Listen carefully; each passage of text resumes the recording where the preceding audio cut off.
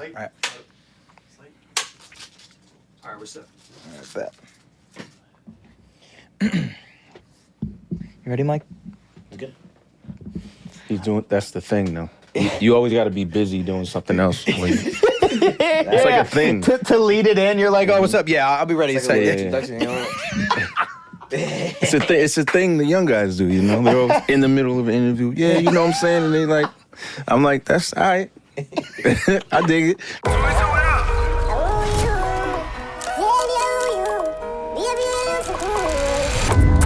Last one to the airport buys breakfast.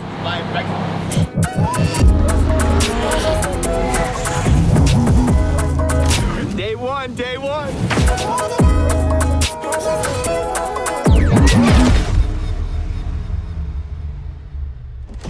We have a living legend Icon. in the Crew Has It podcast studio right now. We have Omar Epps in the building, an icon. I mean, there's really no introduction you can say Thank you. now. So thank you for coming in. This is crazy. This is crazy for me. Thank you for And he having me. did Good Morning America before this. Like he didn't have to come over here for the boys. Like that's Nah, I love. did have That's to. love. I got to come show love, you know what I mean? That's love. Thank you, bro. We appreciate that. Thank you. We appreciate it. No doubt.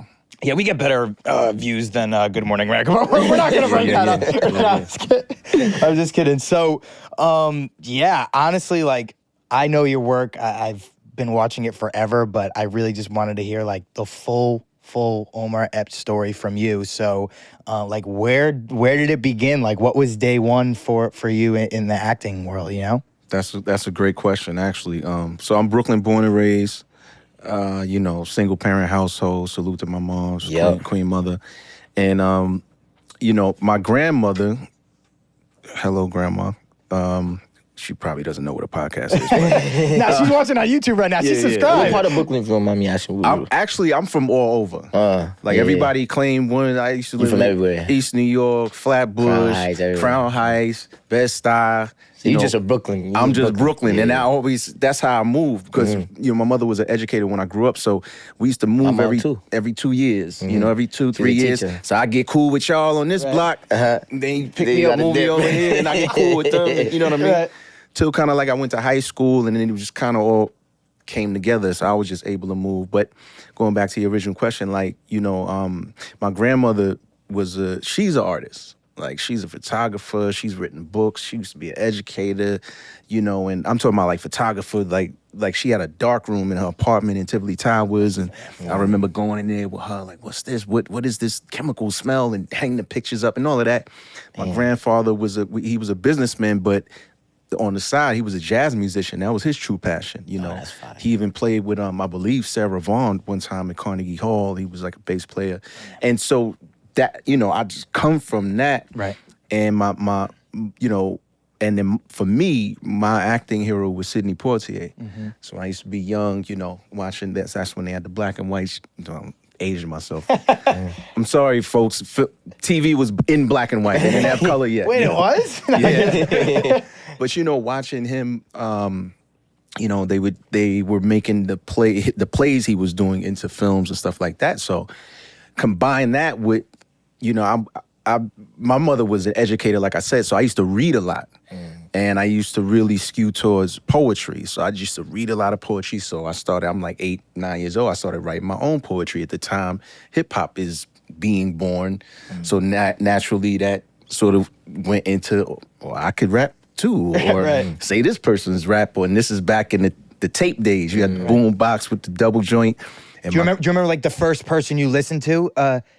Honestly, for me, that was through my aunts with like Sugar Hill Gang. That's when they had like we call them LPs. So they had the record player, they be blowing their trees, and they supposed to be babysitting me, but they were teenagers, you know what I mean? Right. So I'm like a little kid, and I'm listening to all of that, and only certain radio stations would play it at a really late. Right. You know what I mean? So you had to sneak to do that. Right. And the only place I could do that was at my aunt's. You had to catch a song on the radio. Like, you had to catch it. Like, there's no, like, I want to hear this It right hit now. different when you had to catch it on the radio. Bro, it's like, Because yo, now I you can't can miss get this any shit. song whenever. Exactly. But And like, that's- then you're like, oh, it's on. Yeah. But see, that passion right there, you know what I mean? So for me, it was just like, I don't know, when I combine those two things in terms of like Poitier, the poetry, was a part of that. And for me, acting became an extension of writing. That's kind of where it was in my mind then, you know, because now I'm starting to read plays and stuff like this. And so when I was in junior high school, this is actually a funny story in my opinion. When I was in junior high school, we did the play Grease. Nobody knows who's, you know, it's junior high school, your kids. We audition. In my mind, I'm like going to play the lead. Right. And this kid named Errol Graves got the lead. And that was it. I was like, nah, son. Like I got some role over here, but You play like a bush or something? It was like I ain't with this. Right. that's how the acting bug bit me out of the spirit of competition. Because at the same time, while all of this is happening, I'm playing like Pop Warner football, Pee Wee. So I was always a competitor. And then it just grew from there. And then I got into performing arts. High school, which is a legendary performing arts high school. It was the first federally funded performing arts high school in the country. If I'm not mistaken, I think that was under Roosevelt. So it's just this rich history. I mean, when you go through the alma mater, Insane. It's insane, right? And so I get into there in 86. The new school was on 66, where it is now, was like half built. They were still building it while we were attending freshman year. Damn. And it's just amazing, man. It's where I met my brother Marlon Wayans, and Rory Cochran went there. I mean, a lot of people went there. Crazy. You know, Mr. Moody, legendary acting teacher. And it was like, honestly, it was like being in a candy store every day. Because you had this, it was like New York is a microcosm of America, right? Like meaning the melting pot, like all of these different Everything cultures is in New York. And LaGuardia was like the melting pot of New York. You know what I mean? Because you had like the kids from the Upper East Side that came from, you know, rich homes. You had kids like me that came from, you know, more blue collar, but we all shared talent. Yeah. You know what I mean? We all shared that dream. Common. And so it was dope to just like meet people from different walks of life, and we all pursuing this dream, you know? And, New York's diversity is just amazing. I ain't gonna lie. The diversity in New York is beautiful. Where you from? I'm from Staten Island. Oh, okay. Yeah, I grew up in Staten Island. All right. I grew Well, up you in know, Staten Island. before Wu-Tang, Staten Island was like over there. People still be talking about Staten Island. Nah. Salute to Staten Island. Like that's, you know, it's us. It's all us. See? But Wu-Tang put it. Yeah, nah, they yeah. On a Without different level. Wu-Tang, Staten Island, yeah, it wouldn't have been on the map like how it is now. Yeah. But yeah, shout out to Wu-Tang. And shout out to you for showing love to Staten Island, because not a lot of people do that. Michael takes pride in that. Yeah, bro, because they be trying to play with us. Like, come on, bro. Nah, but I understand what you're saying, because back then, you know, it's all the five borough thing. Yeah, exactly. It's a real thing. You know, to this day, I could be in Paris. If a DJ's like, is Brooklyn in the house? It's even if it's just me. Yeah, you gonna throw But it it's up. normally like we strong everywhere. Like you could be in the Middle East and somebody say that and you be like, yeah. Yeah, that's a fact though. That's a fact. Right? You Am I go lying? yeah, especially if like from New York, you gonna rep it no matter where you are. You Yeah, gonna rep man. that. You smell that? I think so. What are you talking about? I'm talking about fresh ball fall, baby. You smell fresh ball fall? Oh, it is fresh ball fall, you know what I'm saying? It's not that hot no more, you know what I'm saying? So you know what I'm saying? You can keep it a little fresh. We could wear jeans in LA. We could, you know. We back from the smooth sack summer, now we in the fresh ball fall. Now look, it's the season of pumpkin spice, baby. And we making sure your crotch look nice, you know what I'm saying? So you know what that means. That means sipping some nice cider in the fall breeze. And using MANSCAPED products to trim your balls with ease. So the seasons may be changing, but the products? We ain't going nowhere. We got the Lawnmower 4.0. We got that weed whacker, ear, nose, any hole you want. You know, you can trim that joint with it. Now listen, they got the liquid formulas. They have you smelling fresh. I mean, what they got? What they got? They got the shampoo. The 2-in-1, conditioner, body wash. Finna be smelling good, baby. And to make things even better, Manscaped is gonna hook you up with boxers and a travel bag just to make sure you could fit it all in one. I don't know why I'm talking like Gary Vee, but make sure your balls are clean. Listen, all you gotta do is go to manscaped.com, use the promo code CREW, you get 20% off, and you know how I be. I'm gonna refrain from swearing, but I'm gonna say we do not respect shipping fees, you know what I'm saying? Shipping around here. So use the code CREW to get that free shipping. Don't use any Pete Davidson promo code. Use the promo code CREW. Listen, baby. No shipping. None of that. Promo code CREW. So was Grease your first audition ever? Or Yeah, because I had to audition for the play, but I was in junior high school, and so that's when they're like, we like the kid, so just give him this role. So were you simultaneously auditioning for outside of school stuff, or were you not allowed to during high school? No. Well, so when I went to high school, so my first official experience on a set with cameras was I did this. Shout out to Adam Davis, by the way. So he was a kid who he was in NYU film school. He was doing his senior thesis, which was, I guess I don't know what it is, got a grant to do some film. Right.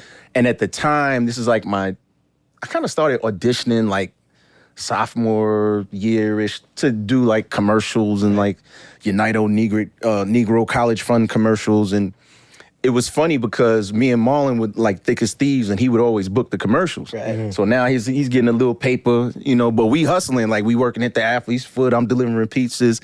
I started going on these auditions, you gotta pay money to get headshots, all this other stuff we don't know about, right?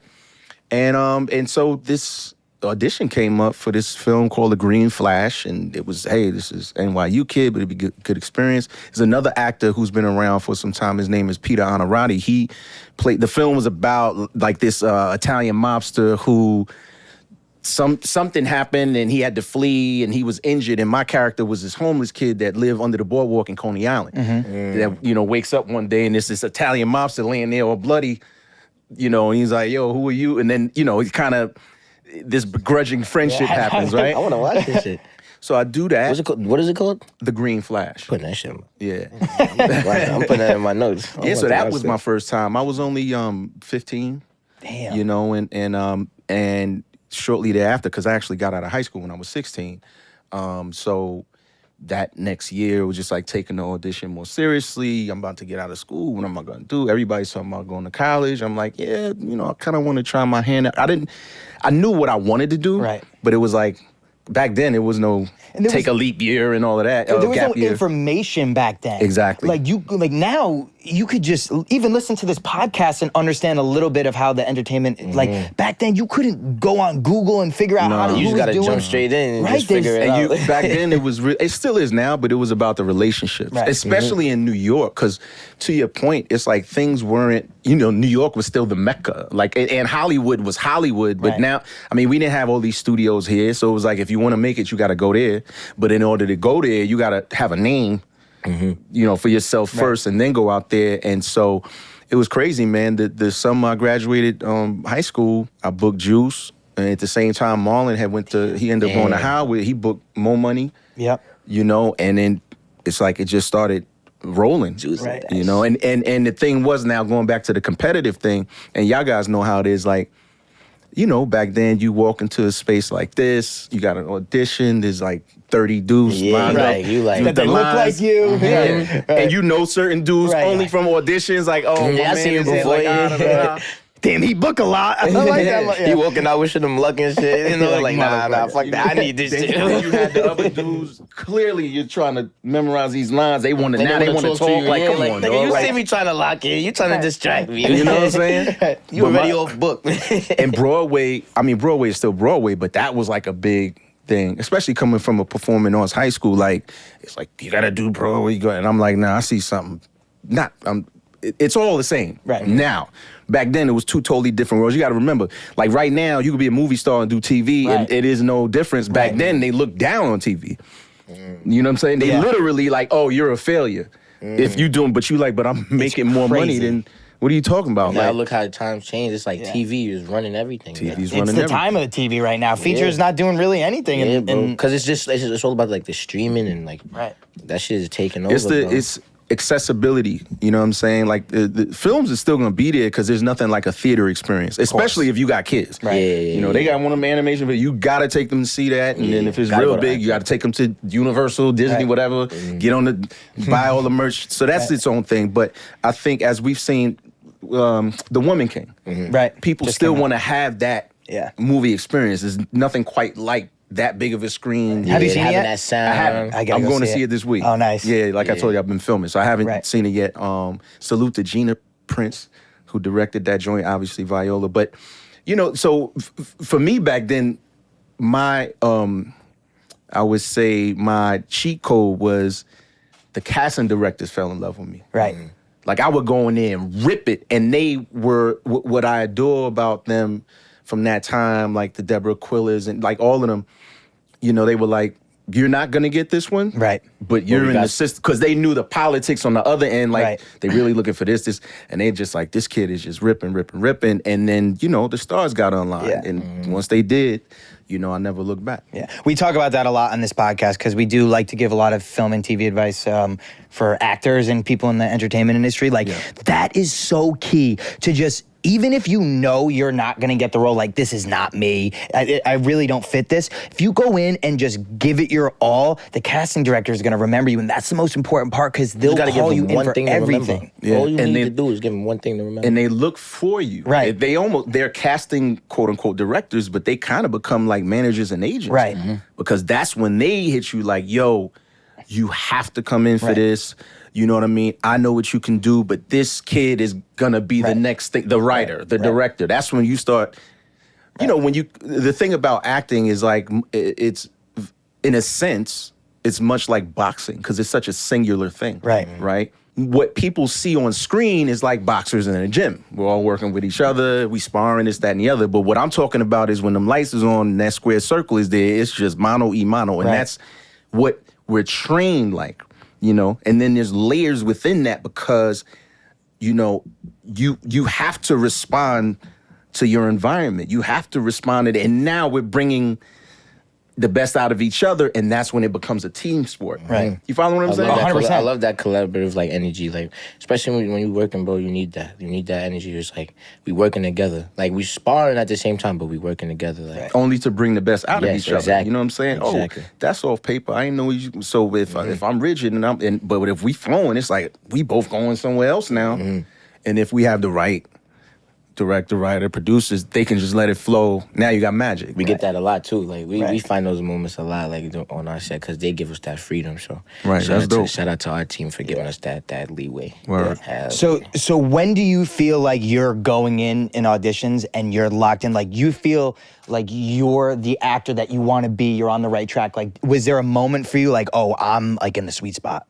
That's another great question. For me, you got to understand, I booked my first major film at 17. Why? So I was so young, I didn't understand how hard it really is to do. Right. You know what I'm saying? Like to be sitting there with like pictures of Cindy from En Vogue on my wall as any other kid at the time.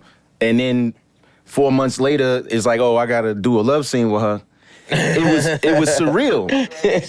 Just like, am I really doing this? Right. Well, no, I'm gonna do this. He's like, wait, this is my job. Oh, shit. But you see what I'm saying? Like everything was happening so fast, it blinded me to the harsh realities of like, yo, this ain't like Same everybody game. don't. Right. So I'm just thinking this is normally how it goes because I didn't know any other world, which I look back now and I'm like, oh, that was great because it really helped me build my confidence to those points. Because you know what's ill about that question is, to me, it's like akin to taking a test, right? Or at least from my experience. Like every test that I walked out when I was in school, like, oh, I aced that, I would fail. And then the test that I'm like, no, I'd be like, I get an A or whatever. You know what I mean? Yeah. So I think acting is like that. Like, because the thing is, we can never do it with ego. There's a difference between confidence and ego. And then what I've learned down the line is obviously it matters what you do. So the only person you have to satisfy is yourself because there's so many variables that go into it. You know, he wore a red shirt. I wanted him to wear a blue shirt. There's just that, all of these People gonna feel variables how that they have feel nothing to do regardless. with your talent Right. from these other people. So it's like all you can do is go lay it down. And And impress as long yourself. as you satisfy yourself, Because people gonna think what they think anyway. So yeah, and it's art. That's like if we doing the scene, like every time I do a scene, when they're looking at me, like if the director's looking at me, yo, you good? I'm like, are you good? Right. You know, we were filming yesterday. I said something. I was going off the cuff and then went back into the dialogue. We go to do another take. Sasha's like, yo, that was dope what you just said. And I'm like, what? what I say? Because you just in it. Because I'm so in it, Right, it just I don't comes- even it just- remember that. Right. That's not. I'm not sitting here thinking about it like Right. that. Because my style is I really like to immerse into the moment. So I don't know what it's almost like jazz is how I look at it. Like, or in hip hop terms, it's off the top for real. It's not a written freestyle. It's like I'm sitting here really dealing Giving with, bars off top. you know, from an emotional level though. You know how we get taught how to access those emotions, recall, things of that nature. You learn that when you coming up. But then there's other levels where it's just like, I am so in this present moment within the skin of this character that I don't need to revisit personal traumas or this, that, and the other to I know access what these this character emotions. went through. And I'm so in it that it's, Right. you know what I'm saying? It's right there. That's the most important part to me about acting. Like, everyone has their own process, but Right. the moment is the most important. If you're truthful, a lot of people think acting is faking it, and it's actually the opposite. It's Acting being is 100% real. the truth Hell of the yeah. moment. Literally what Berto was saying. Right. You got to be truth, 100% truth. And it's ill because, you know, my forever best lesson was the experience of filming Juice. My first film with, you know, Tupac That Shakur, shit Ernest is fucking Dickinson, insane. Michael Henry Brown co-wrote, like, because Juice, the script for Juice was written 10 years before we did it. So all of the like verbiage and slang in there was way different from when you some started. dudes from like the 80s and 70s. Hey, you sucker. Hey, you know. And we was like, we was like, nah. And so what Ernest was dope, he was just like, you know what needs to be said, just say it the way you would say it. So we basically, me and Pop, like we freestyle the whole movie. Right. You know what I mean? So all of these great moments with, you know, even with Pac, the great locker moment and all of that, this is off the top. Damn. So we just flowing and, you know, one of us would sort of anchor it back to the beats, like, I'm gonna say this, and it's like, okay, yeah, because we supposed to go hit, you know.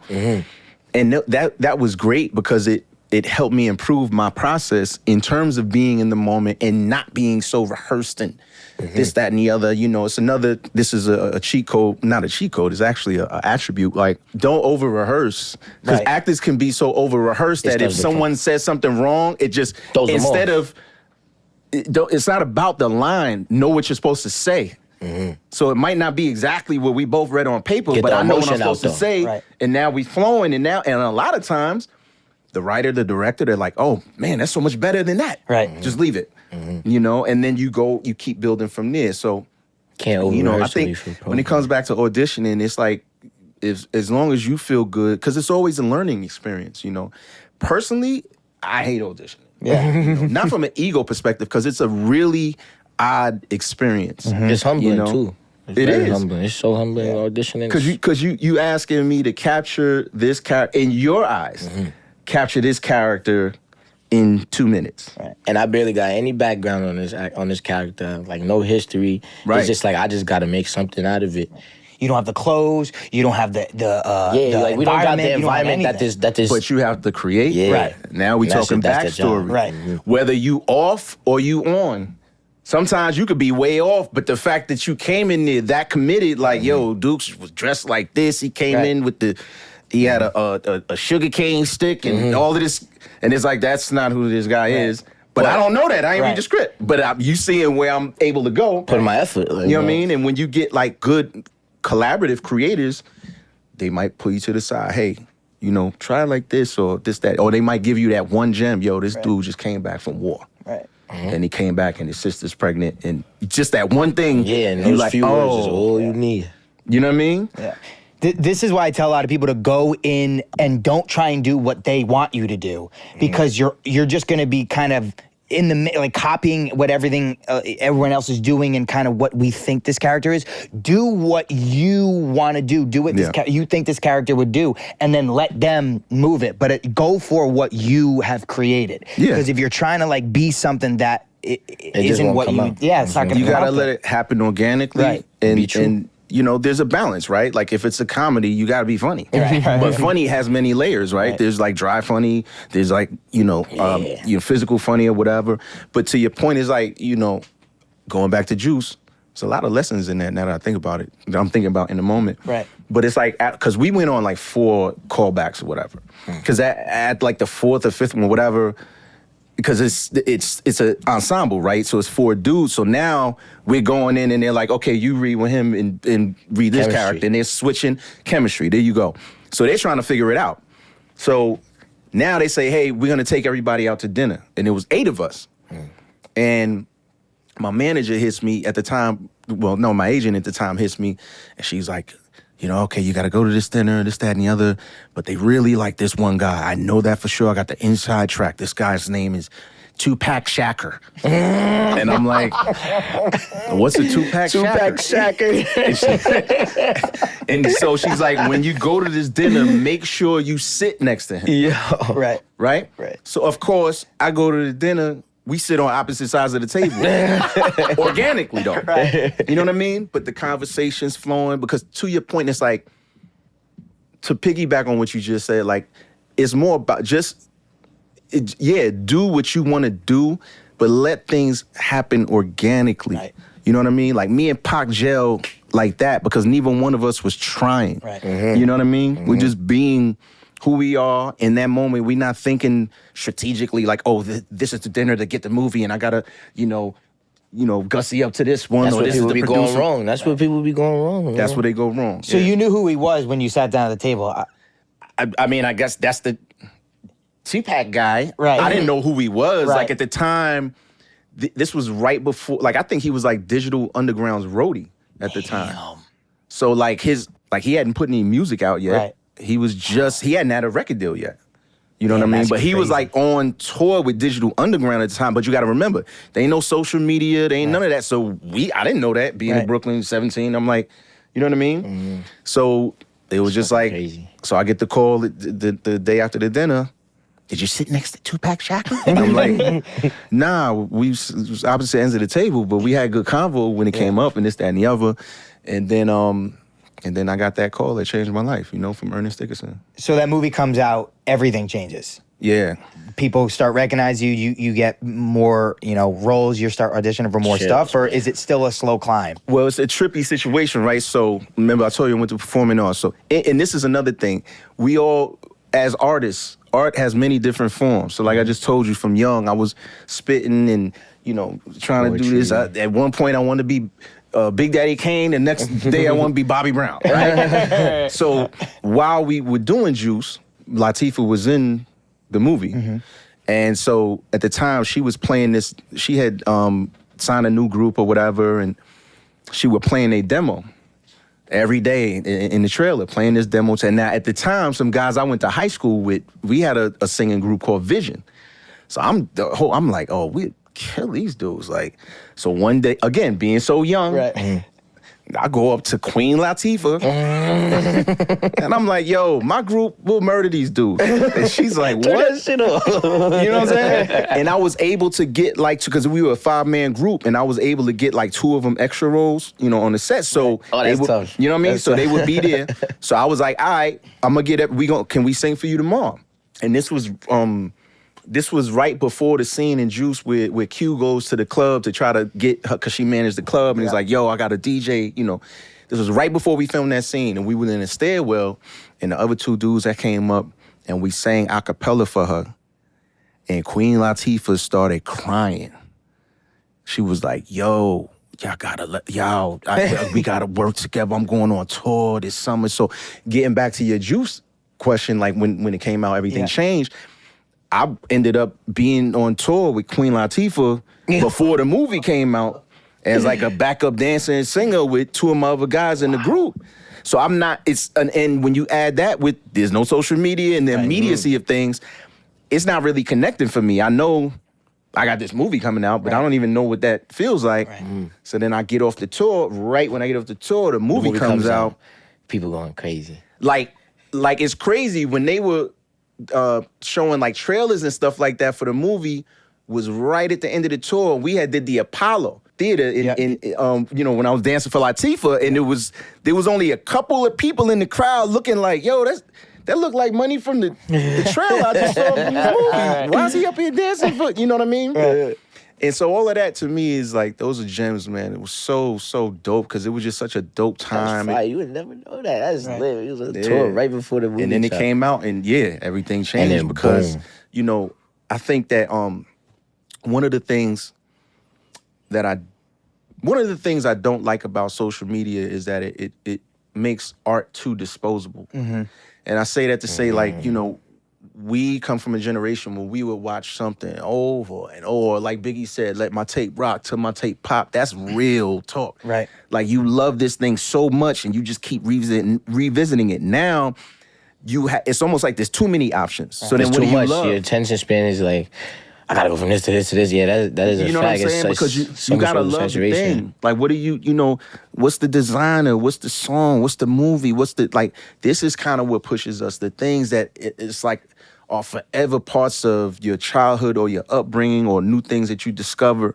It seems like that's sort of dissipating, Right. And I know in the younger generation, they're programmed like that, so it ain't nothing to Yeah, them. it's Right. crazy. That's how they was brought up, so it don't even feel different. Yeah, Yeah, that's- but as they get some weird older, shit. they start to latch on to like what's a good example? The rock group, the Grateful Dead. Grateful Dead. What was ill about them is they have 3-4 generations. The grandparent them put the parent on with the parents putting their kid on, and then they all go to the concert together. Right. And these dudes is in their 50s, 60s still, you know what I mean? Right. Whereas in the culture, it's like, it's just there and all right, after Few like months. few months or whatever. Something new. But it's art, and art lives on forever. You know what I mean? So that's kind of, I still work from that that mandate of rhythm. Like we gotta, because the only ability that we have truly as artists is to transcend time. You know what I mean? Right. We can affect moments, but when that moment leaps to another generation, now it has a whole new life. Yeah. And that's not. I'm not saying chase that, but that we have that capability. You know what I mean? Like I'm just films off the top of my mind, whether it's The Godfather or I don't know, Black Panther or, it could anything you could think of that it just transcends time itself.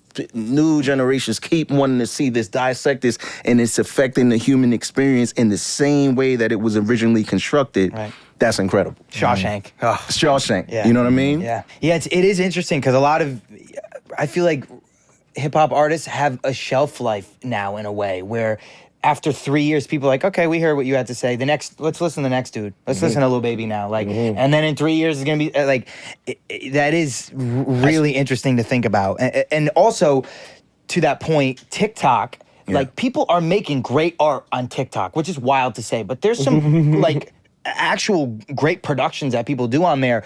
So a lot of that is kind of like, oh, cool, this was great, and people don't even care anymore. Yeah, because they're just like, oh, what's the next one? right, let me watch the next one. So yeah, a lot of the art is disposable. That's so interesting to think Keeping about. your longevity is tough nowadays. You know what I'm Right. saying? So if you got something and it really hit, that means you got something on your hands because there's so much for Right. people to watch, so much for people to take in. It's like, it's hard to latch on to something. So if you do latch on to something, if you make something that people can latch on to, then hats off to you because it's so much. It's a lot of saturation nowadays, for real. Absolutely. Saturation. That's a great word. And also, listen, we're human beings. We play the long form game. Like it's cool to do whatever platform it is, right? But like, let's just use being a comedian, for example.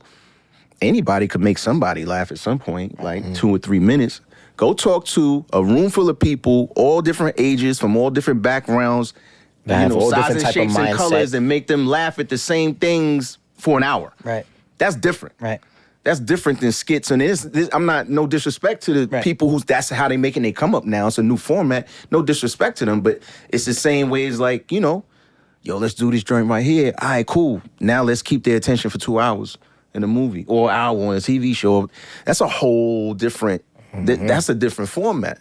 But it all goes back to the beginning, even before all of us. It's like plays. Like, what were they? They were depictions of what was really going on. Some of them were fictional. Some of them were, if we just went to war in this village and we survived and this, that, and the other, and then you want to do a play about it to unpack it for the newer generations coming, this is why we have this statue here.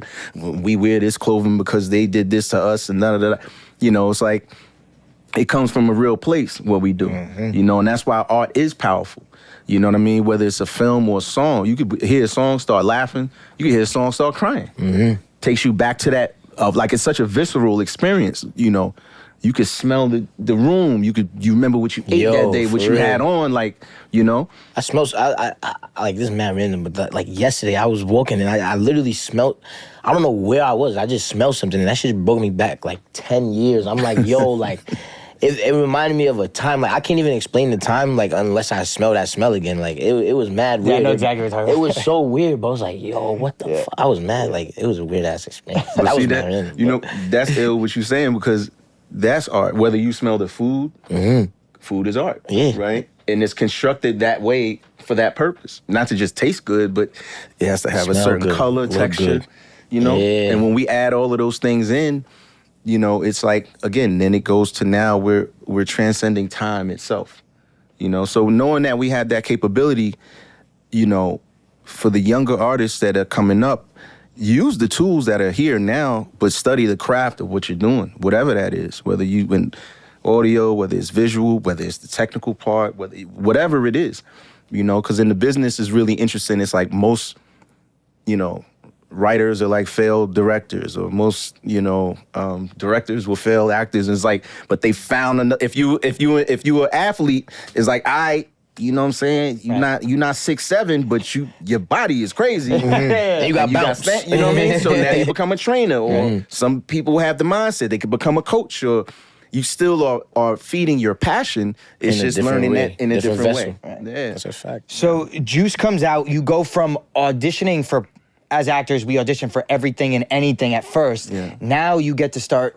selecting stuff and reading scripts. Is that how? No, not yet? I was auditioning for years and years for everything that I was doing. Right. I kind of was fortunate in that. So the second film that I did was a football movie called The Program.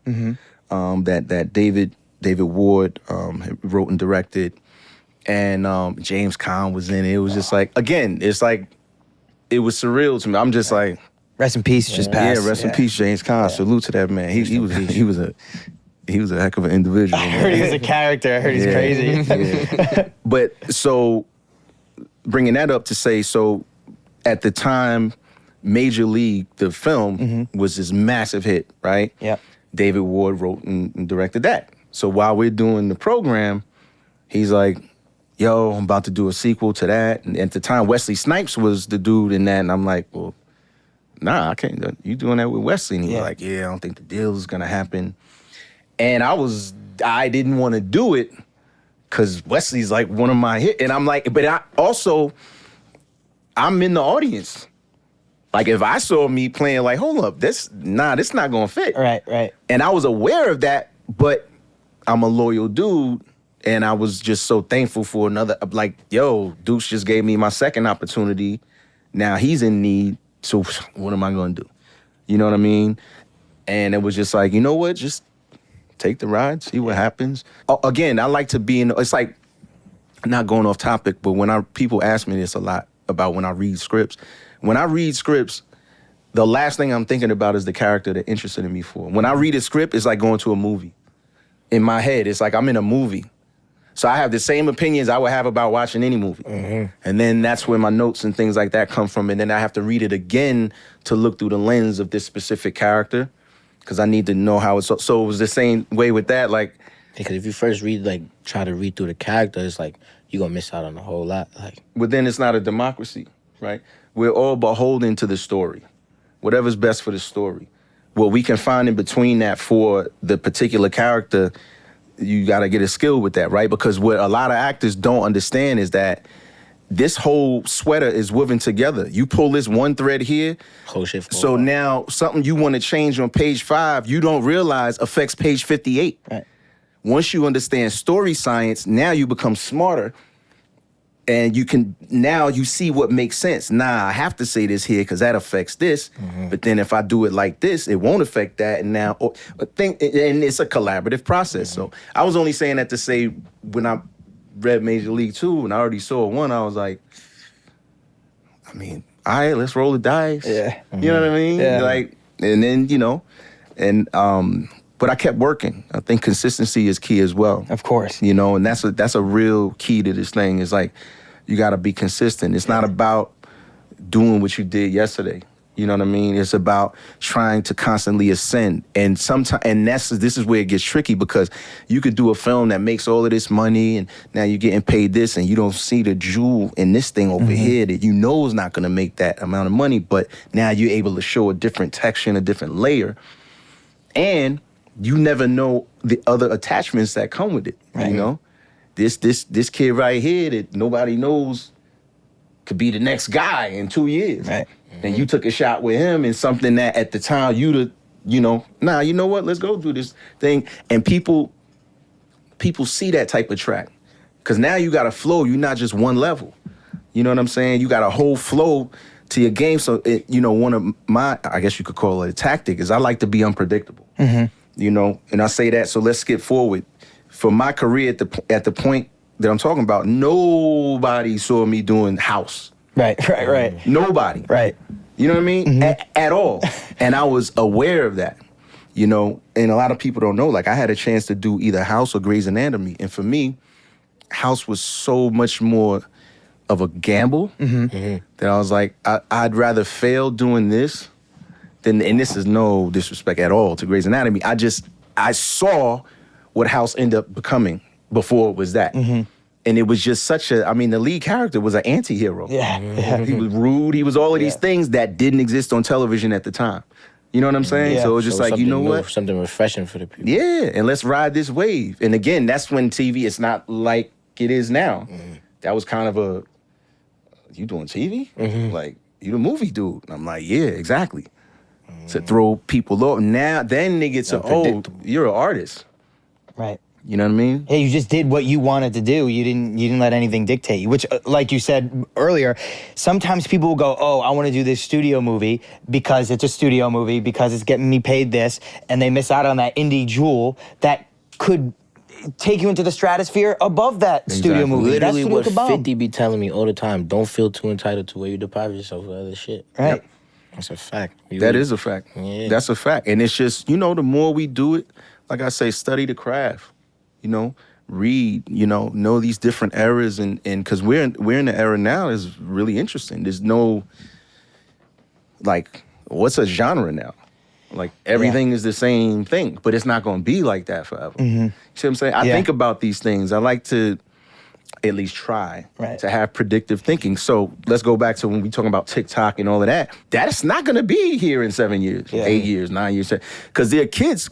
Everything that's popular, the young demographic naturally hates it. Everybody's doing that. I'm doing this. You know what I mean? Even though Zuckerberg was able to pivot with Facebook, I remember the moment where it was like, wait a minute, I'm on the same site as my parents? I'm out. We out to Twitter. We out to Twitter now. You see what I'm saying? Yeah, that's a fact. So there's always going to be an ebb and flow in that. So I say, use these new tools for what they're worth, but don't become beholden to them. Don't let your craft depend on them. Exactly.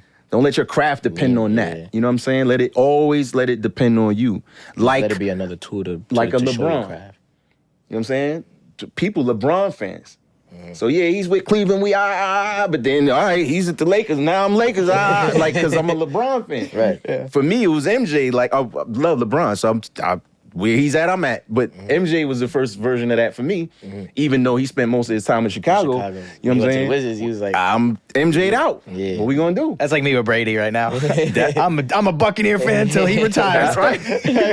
You see what I'm saying? Yeah, get like that. So you do how many seasons of House? We did 8. 8 seasons. That show was a massive hit. Yeah. And what do you do after that? Like, what's like the next thing for you? Are you trying to do something different? Are you trying to go back to movies? Like, what's in your mind? I was just open. Right. I kind of have a reverse engineer. Like, if someone says, "Who do you want to work with?" I'm like, that's too big of a thought for me. I'm just open, and then it flows. Not everybody has their, whatever. I would love to dance with Denzel or Leo. Or, I would love that, right?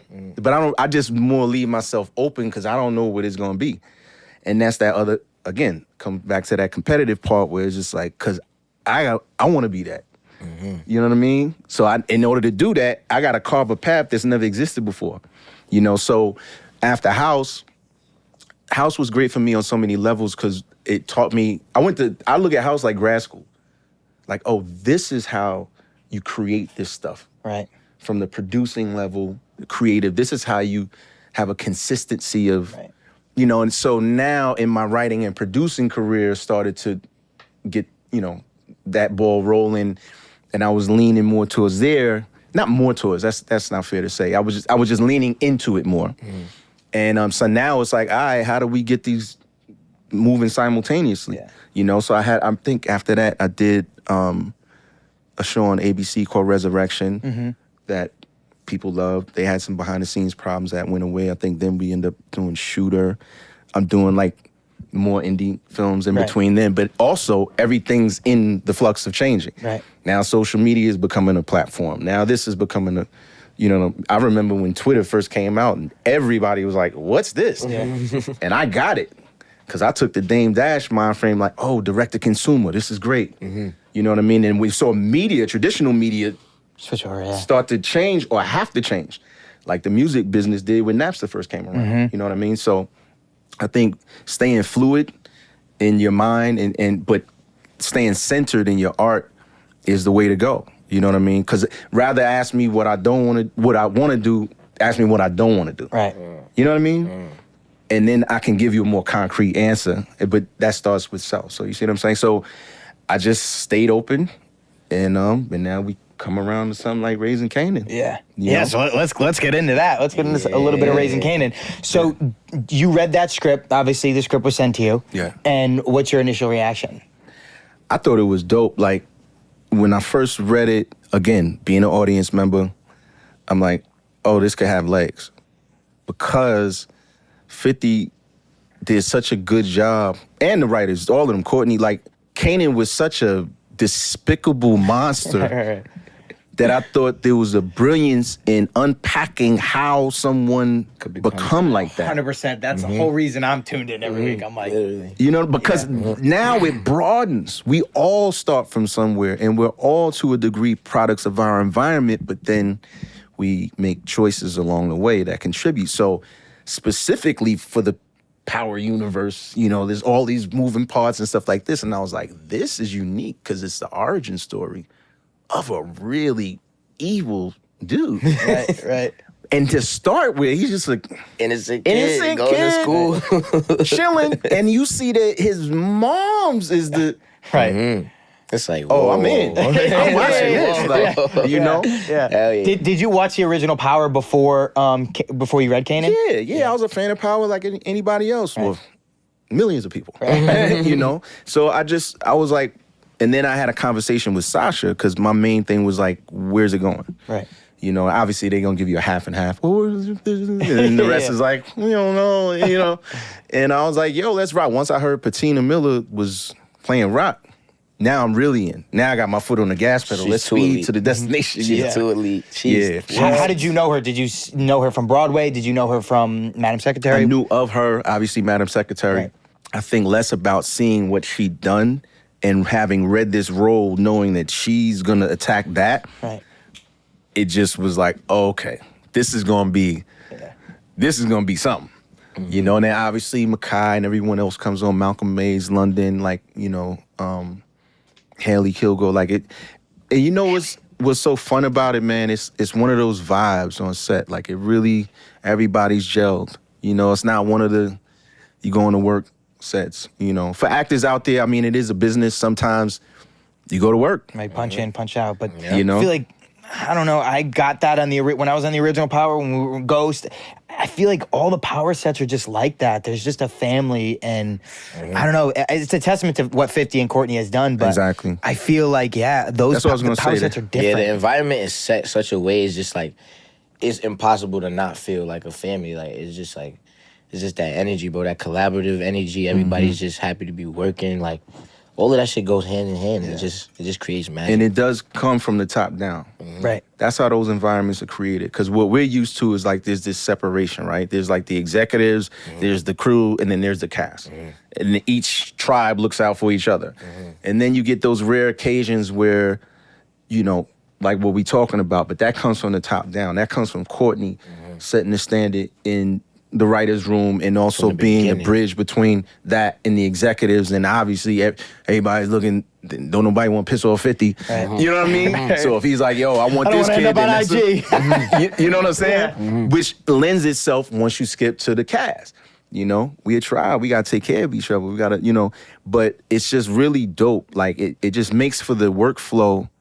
You know, when you have the hard days, it ain't really that hard. Exactly. You know, you know the grip guy. You remember, oh, yo, how's your daughter doing? She sprained her ankle. You know, those little human things. Yeah. Now everybody's pouring back in. Yeah. You know. Yeah, I was just gonna say that because Power was the first set that I was ever on. That lunch, there's a writer, a grip guy, a sound guy, an actor, Yeah. and this all at the same table. Right. Usually when you go on a project, the actors sit together. Oh no, we sit together, or the grip sit together. This and that. Yeah. Every time we go to lunch, there's- Everybody's sitting with each other. Yeah. Like every day, someone's sitting with someone new. Like And that's- everyone's yeah. just chopping it up. Like That's dope. it's a true testament of what they've done. So you read the script, you love it. It's a straight offer, and you're like, okay, Yeah, I spoke to Sasha, and he was like, "This is what I want to do with it. This is what I see." You know, and I was like, I gave him like kind of nuggets of how I saw the character. Right. I was really interested in playing the character. I mean, he's a pretty dark dude, but Yeah.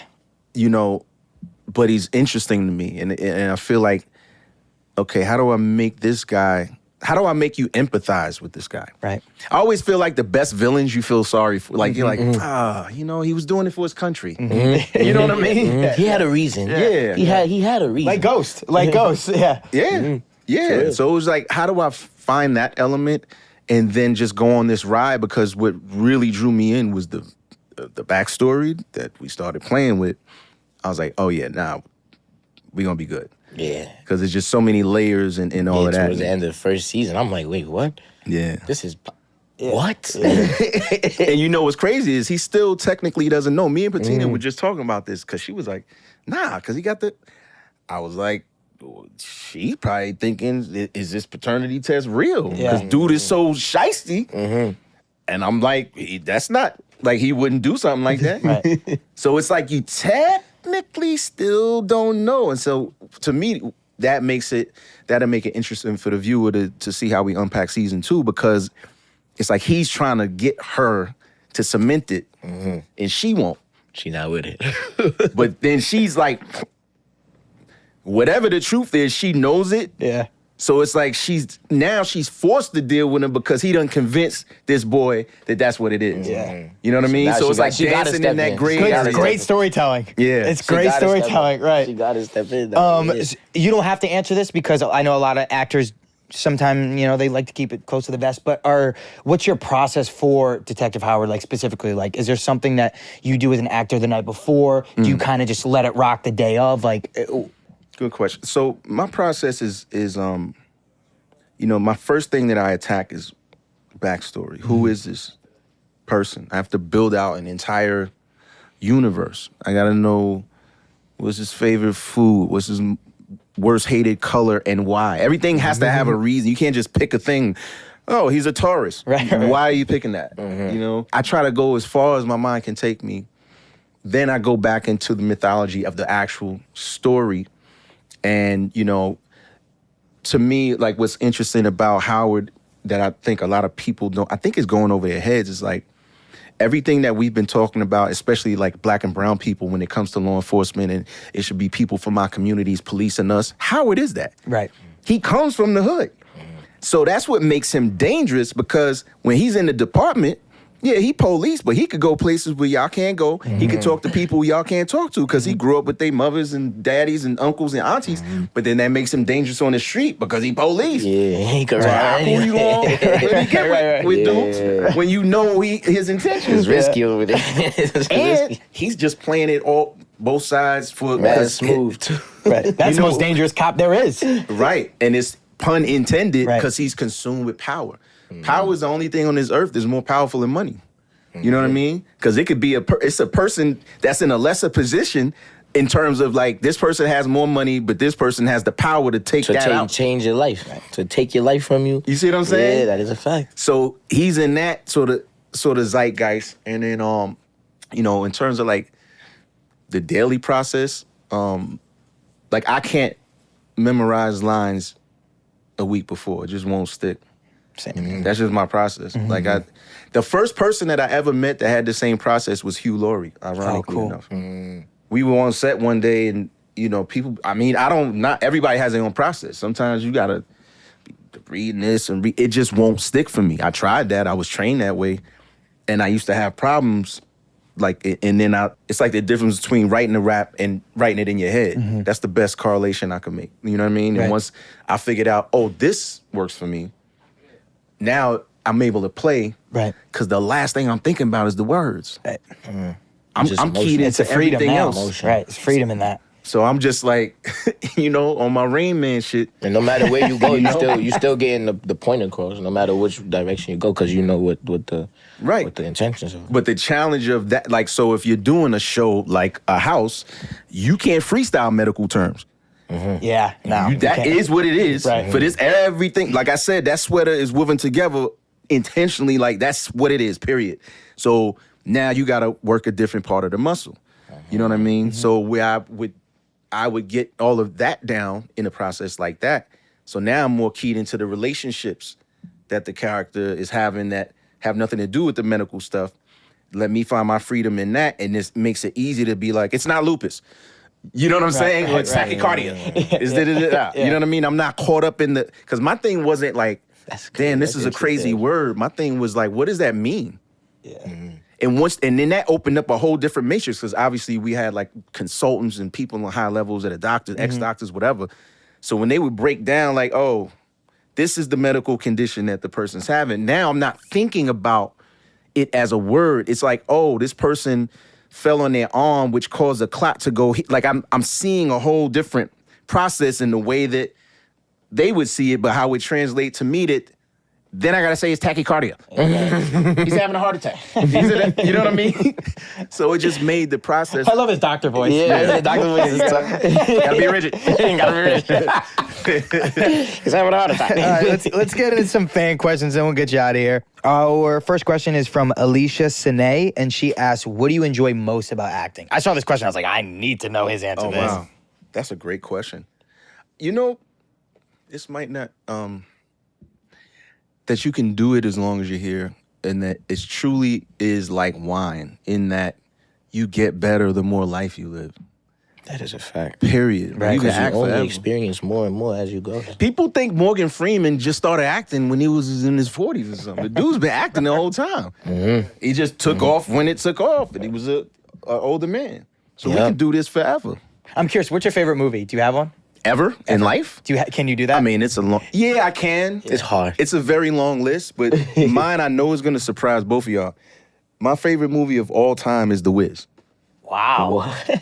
Wow. Yeah, the one with Diana Ross, Michael Yeah. Jackson. That's my favorite movie since I was a kid. Damn. And I forced it to be my kids' favorite movie. Oh, really? Because they had to watch it like 5 times a year their whole existence. They hate play it. it. They don't want to tell you they hate it. They're like, Dad, not again. Nah, I catch them in the bathroom singing. And I'm like, got him. Yes. Mission complete. All right, so Legacy for Xavier asks, what has been your most challenging character to play in your career? Oh, wow, that's a great good one. Yeah, that's a good one. Ooh.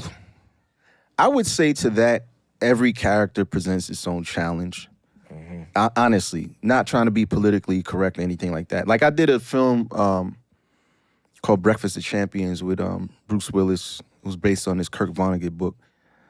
That was a really not difficult, that's the wrong word, challenging Right. character, because one, it's set on this book, and the characters is not written color specific, let's say.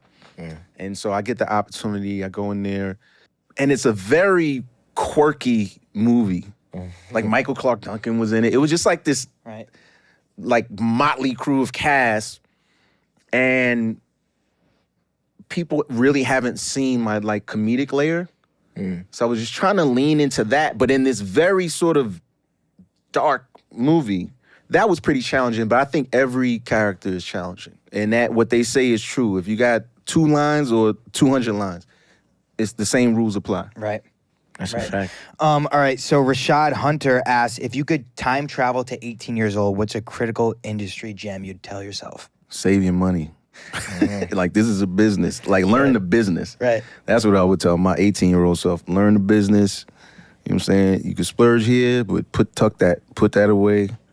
You know, Keep some in the tuck for sure. and learn business. Right. You know, it's like right now, you know, the younger generation has so many opportunities that we didn't have. Whether So it's, many resources. yeah, it's merch, it's walkthroughs, it's all this stuff that didn't exist. Insane. We got It's- 2 this weekend. 2 walkthroughs this week. You see what I'm saying? Yeah.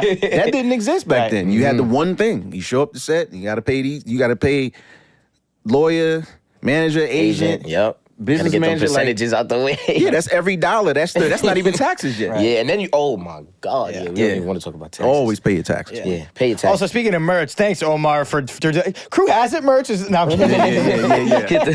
It is with the plug.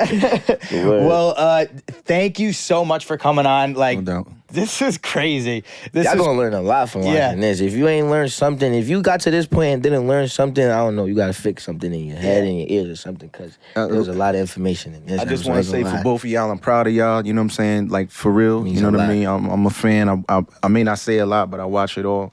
And this is a dope vibe right here, you know, because it's like, it's almost like the actor studio type of vibe for a younger generation. Right. You know what I'm saying? getting goosebumps. This is crazy. Yeah, bro. You know? Literally, that's crazy. And I think that's important, you know, because, you know, the younger generation, a lot of, and I'm saying this to say, because it's not their fault, right? If we were born at this time, we would just think certain things are normal, that are really trendy. You don't want to be the trend. You want to set the trend. Set the trend. And you keep 100%. resetting the trend. Right. You know, in your own way. So I just wanted to say I'm proud of y'all, man. This is That's dope. love. That Thank means you, a lot. Omar. No doubt. I really appreciate it. So that by the means a time this lot. comes out, it'll be around the finale of Raising Kanan. So make sure you check out Raising Kanan if you're not tapped in already. Yeah. What are you doing? What are you What doing? is you doing? Plug everything you got, anything, social media, all that. Oh yeah, social media is at Omar Epps. Everything. Pick up the new book, Nubia. This is my second book. My first novel. It's a young adult sci-fi novel, Afrofuturistic. Oh, Damn, shit. I gotta read that. Yeah. Check that out. Everywhere books are sold. And we cooking. Yeah, You know, we cooking. We cooking, baby. We Sir, in the Mike. kitchen. Instagram is where's22/Michael Rainey Jr. Depending on how you feeling, you can follow whatever one. TikTok, where's 22. Subscribe to the YouTube channel, where's 22. We got vlogs, crazy content. What's the 22? So basically, I'm making sure my favorite number is the number 2 because my mom's birthday is February 2nd. That's 2-2. When I used to play basketball, I used to wear the number 2 or 11 a lot, and 1 equals 2. You feel me? So like everything like is just like 2s for me. I see the number 2 a lot. I see the number 22 a lot.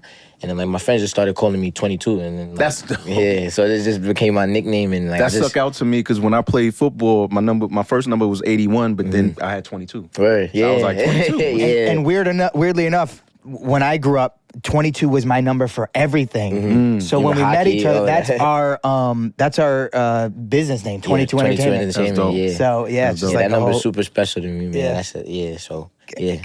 We're Numbers right that there, power. stage 22. Make sure you follow Gianni V. Paolo, Instagram, TikTok. Check out Raising Kanan. Subscribe to the Where's 22 channel. We got Crew Has It merch. Omar plugged it.